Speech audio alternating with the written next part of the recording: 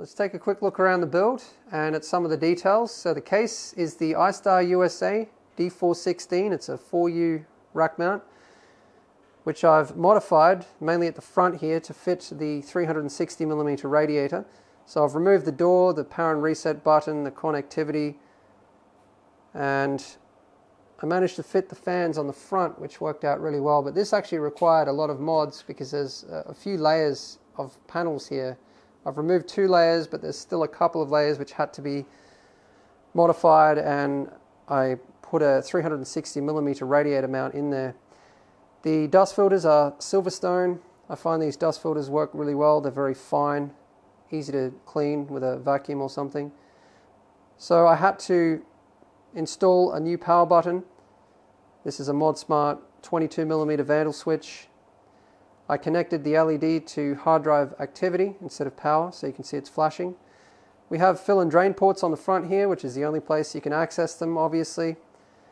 This case is up on its side right now, but it'll obviously slide into the rack horizontally. So yeah, the fill and drain port are designed to work while it's horizontal, and you'll just connect some soft tube to here with a barb fitting, and same thing here.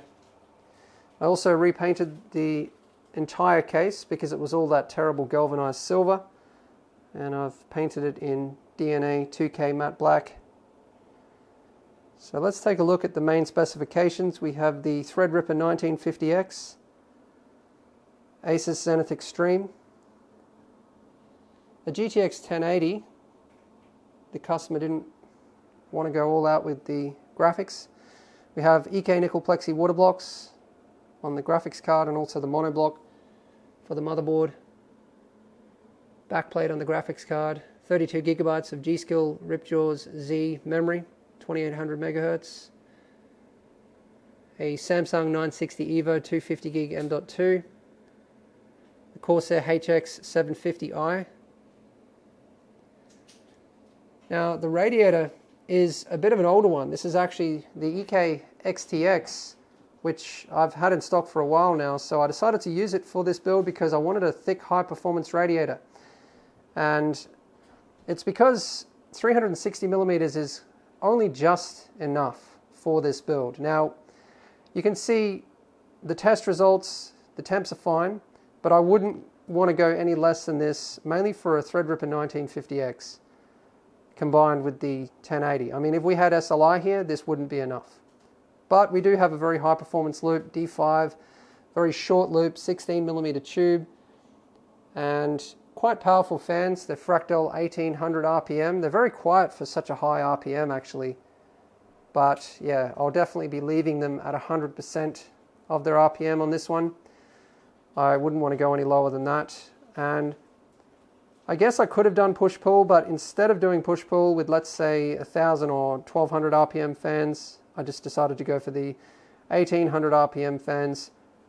Probably similar noise output, you know, compared to 6 fans of a lower RPM. And I think more performance because the fin array on this radiator isn't that dense. But yeah, I chose this radiator because of its thickness. It's 64mm thick, and it has a good fin array for, you know, this configuration. So we have a Singularity Computers D5 pump and res combo, polished acrylic black Protium reservoir, polished acrylic D5 top, and you can see that we've improved our polishing recently. Whenever we have the opportunity to improve, we will, and that is because my goal is to create the best products that I can. So you will see small additions and improvements to our products over the years. We also have a Protium D5 black with silver rings pump cover. The new Singularity Computers 120mm mounting rails, which means that you can position the reservoir mounts at any height, so you can get them right to the ends of the reservoir, you know, not somewhere in the middle, which I don't think, you know, looks that good. But these mounting rails are not just for aesthetics. They allow you to, you know, position the config at any height, mount other different components. I mean, there's a lot you can do with these. So I think this is an important addition. even if you're mounting, you know, another pump and res combo, you can still use these as long as it's 60mm with our mounts. So as usual, MDPCX sleeve, all black in this build. You can see there's a little bit of space left down through here, which I guess the customer could add some SSDs or even a hard drive in there later under the cables. For the loop in this build, the tube is EK acrylic 16mm, and I've used a combination of bits power and EK fittings. So everything is bits power except for the hardline compression fittings, which are EK black chrome 16mm hardline compression. So coming out of the pump here, a 90-degree single rotary, just hardline compression fittings all through there. Coming out of the GPU, another 90-degree single. Going into the radiator, a 90-degree single and a 10mm extension. And over the back there, I've used a combination of extension fittings. I've actually used a 10mm male to male, then a 10mm female to female, and then a 15mm extension. Now the reason I've done that is because it gets you the perfect spacing. There's a few ways that you can achieve, like let's say the distance between the different extension fittings is 5mm, but you want halfway in between, so 2.5mm. Well, there's a few combinations of different fittings you can use to get that. And because I had two fixed points, the radiators and the pump res combo, I had to use a bit of a strange combination of fittings there. Then we have a medium telescopic fitting and a 90-degree single.